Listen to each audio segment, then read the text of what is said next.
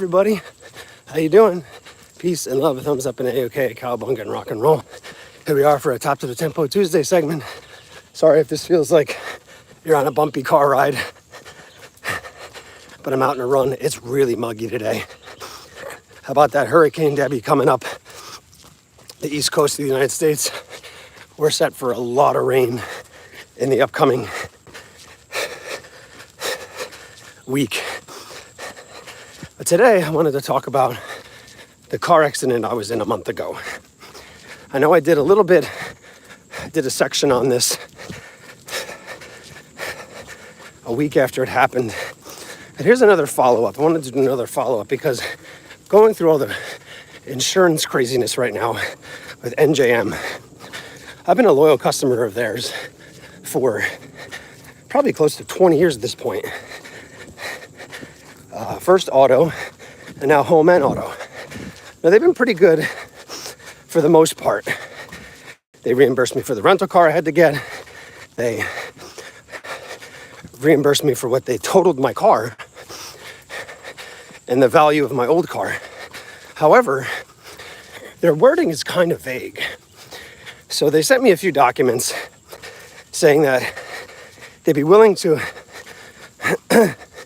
purchase a car of equal or lesser value, or something that's equal or similar in nature.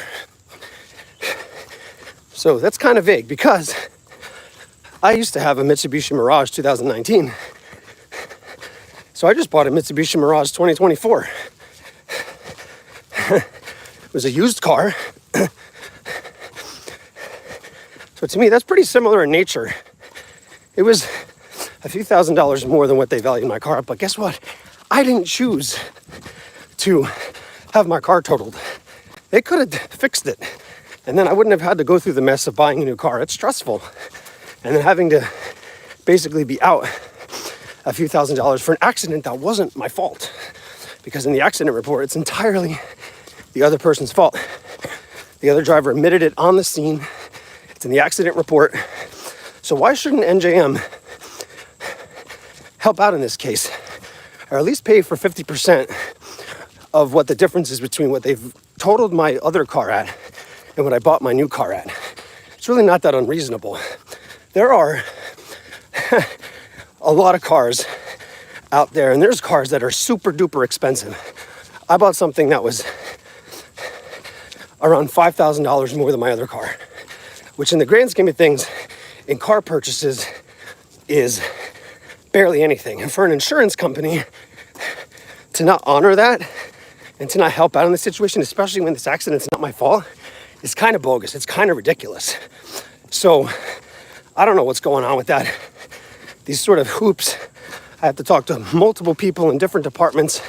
No one's allowed to be looped in with one another for confidentiality reasons. You guys all have my contact information and all the information for me to set up an account anyway with your insurance company. So I don't understand why there needs to be confidentiality reasons. It makes no sense. So it's just wild. So dealing with that headache, something that wasn't my fault. And not only that, there's still an outstanding bill from the hospital because I had to spend 6 hours in the outpatient ER that day for a really big bump on my head and some bruising and sort of brush burns on my back from being thrown in the car, and the emergency taken me to the hospital in the ambulance, that ambulance ride, which is supposed to be covered by the car insurance first and then my health insurance. That's still outstanding. So like, we're a month in and NJM is refusing to pay the difference, which makes no sense to me. I'm gonna give it another month and then I'm gonna take it higher up. That's what I'm gonna do. So just beware, everybody. When you are, hopefully you never have to worry about this, but man, it's crazy for something that's not be your fault. You could be out thousands of dollars and have to go through the stress of buying a new car, figuring out who's gonna pay for what, if and when you're gonna receive the money that's due your way. And I have a really good car insurance.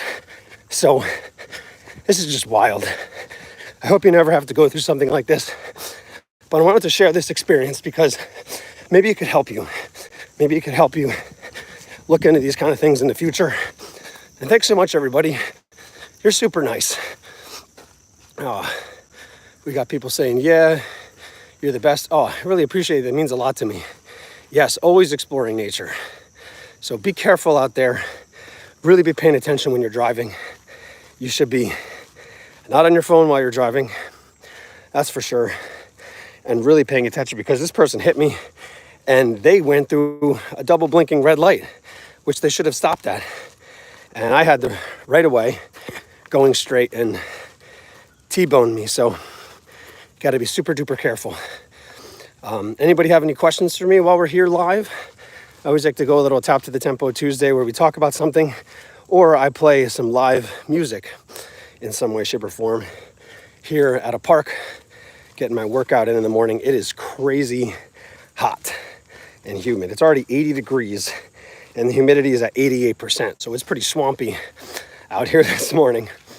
But yes, you can make music out of anything.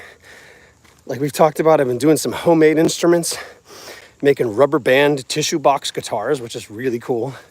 I've made some, I'm in the process of making some recorders. I've made a pan flute with straws, pretty sweet. I've made a maraca or egg shaker by putting sprinkles in a water bottle. I've been really exploring homemade instruments. Super fun. Taking 2 plastic plates, putting them on top of one another is really, really fun to do that. And use a hole puncher and punch holes through it, run some string through it and tie some beads or bells to it. And then you got a homemade tambourine too. So many great things. You could take drumsticks, not even drumsticks. You could take sticks from the yard and use them as drumsticks, right? Music can be made with anything. You can make music with your body. Sounds like a bass drum, right? You put that together with a which is like a hi-hat sound, and you got a bass, you got a hi-hat, and then you add a to it too. So it's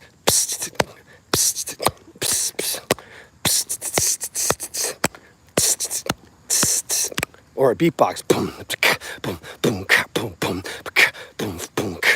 You could have a lot of fun. You know what's cool about the beatboxing thing? All you got to say is boots and cats and. If you say boots and cats and over and over again, boots and cats and boots and cats, it sounds like boom, which is sort of like a beat. Pretty fun. Lots of good stuff. Thanks so much for tuning in, everybody. Have a wonderful rest of the day, or should I say, a terrific Tuesday, since it's Tap to the Tempo Tuesday. Stay cool if it's hot where you are.